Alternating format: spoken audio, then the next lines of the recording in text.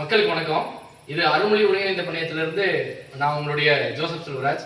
ஒரு 10 ஆண்டு கால இயற்கை வழி வேளாண்மைக்கான ஒரு பெரும் முயற்சியுடைய வெற்றி நம்மாழ்வார் ஐயாவுடைய நேரடி மகன் எங்களுடைய பண்ணையை பார்வையிட்டது. ஏன் அப்படி நாங்க சொல்றோம்னா, ஏன் உயர்த்தி சொல்றோம்னா, இன்னைக்கு ஐயாவுடைய கருத்துக்களை எடுத்து வைக்கிறதுக்கு, இளைஞர்களை அடுத்த தலைமுறையை வளர்க்கறதுக்கு ஒரு முழுமையான சமூக செயல்பாட்டுல தேவைன்றத நாங்க உணர்றோம். ஏன்னா வெற்றிமாறனுடைய தொடர் முயற்சி இன்று எங்களுடைய வெற்றி. நாங்க 10 ஆண்டுகளுக்கு முன்பாக இயற்கை வேளாண்மையை நோக்கி பயணப்பட்ட போது நாங்க வள்ளுவம் வாழ்வியல் நடுவத்தை பார்வையிட்டோம். அங்குதான் ஒருங்கிணைந்த வேளாண்மையை பத்தி முழுமையா அறிஞ்சுக்கிட்டோம். ஏன் என்ன கிடைச்சதுன்னா, ஒரு மாடு வளர்ப்பு, கோழி வளர்ப்பு, மரங்கள் பயிரிடுதல், அதன் மூலியமா வேளாண்மை, இயற்கை இடுபொருட்கள் அத்தனையும் ஒரு தனி மனிதனா செய்யறதுக்கான முயற்சியில ஈடுபட்டு இருந்தாங்க.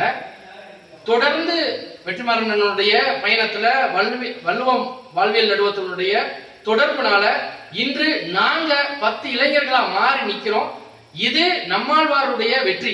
ஏன்னா நம்மாழ்வார் எடுத்து வைத்த கருத்தியலை வெற்றிமாறன் உள்வாங்கியதனுடைய விளைவு இன்று ஒரு ஜோசப் செல்வராஜும் என்னை சார்ந்து இருக்கிற பிரின்ஸ், நவீன, சேசு, இது சார்ந்து இருக்கிற இன்னும் பல இளைஞர்கள் தொடர்ந்து ஒரு கிராமத்தினுடைய வாழ்வாதாரத்தையும் வாழ்வியலையும் உள்வாங்கி இயற்கை வழி வேளாண்மையில வெற்றி அடைகிறதுக்கான முயற்சியில் ஈடுபட்டு இருக்கோம்.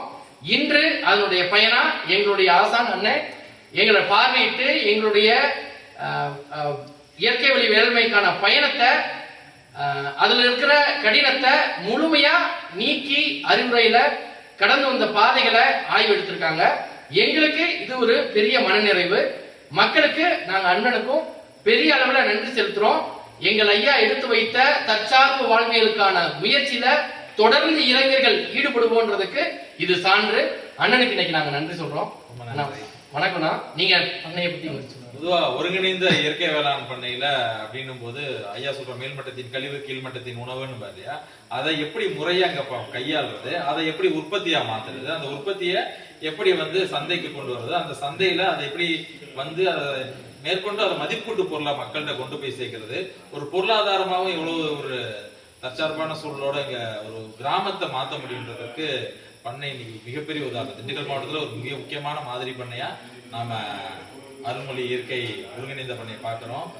ஜோசப் பண்றவங்க நண்பர்களுடைய செயல் ரொம்ப முக்கியமானது, ஆவணமாக்க வேண்டியதுனால இங்க இன்னைக்கு இதை பத்தி ஆவணப்படுத்தணும், பேசணும். மக்கள் அடுத்த தலைமுறைகளுக்கு இந்த விஷயங்களை நிறைய கத்துக்கிறோம்னா நம்ம இந்த பண்ணைக்கு நிறைய பார்க்கலாம். ஒவ்வொரு கால்நடை பராமரிப்புல தொடங்கி ஒரு பண்ணை நிர்வாகம் தொடங்கி ஒரு பொருளாதாரமா அதை எப்படி கொண்டு வர்றதுன்றது அவ்வளவு தெளிவான ஒரு ஆய்வு செஞ்சு அது ஒரு ஆவணமா தொடர்ச்சியா இயங்கிட்டு இருக்காங்க.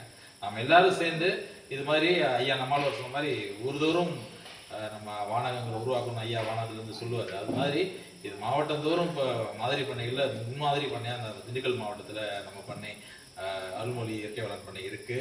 அப்போ இது மாதிரி இன்னும் இது வட்டாரந்தோறும் கொண்டு வரதுக்கு அவர் தொடர்ச்சியா உழைச்சிட்டு இருக்காங்க. நண்பர்களோட சேர்ந்து நம்மளும் சேர்ந்து இந்த வேலைகளை எடுத்துட்டு போறோம். எல்லாரும் சேர்ந்துதான் அதை நம்ம செய்ய முடியும். அதனால எல்லாரையும் இந்த மாதிரியான முன்மாதிரி பண்ணைகளுக்கு இருந்து இந்த மாதிரியான இளைஞர்களுக்கு ரொம்ப பக்கபலமாகவும் நாமளும் அதை நிறைய அடுத்த தளத்துக்கு கொண்டு போக கேட்டுக்கிறேன்.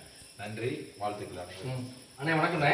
இதே போல எங்களுடைய பண்ணையில அண்ணனுடைய அறிமுகத்துல வாங்க வாங்க இவங்களையும் அறிமுகப்படுத்துறோம். மாணிக்கம், அது கனகண்ணே, இப்படி ஒவ்வொருத்தரும் இணைஞ்சுதான் இந்த பணியை நாங்க செஞ்சிருக்கோம். அது எங்களுடைய அண்ணன் வழியில நாங்க தொடர்ந்து உங்களுடைய வழிகாட்டுதலும் நம்பிக்கையும் எங்களுடைய துணை நிற்கணும்ண்ணே. நன்றி. ஒன்னா சேர்ந்து நன்றி நன்றி.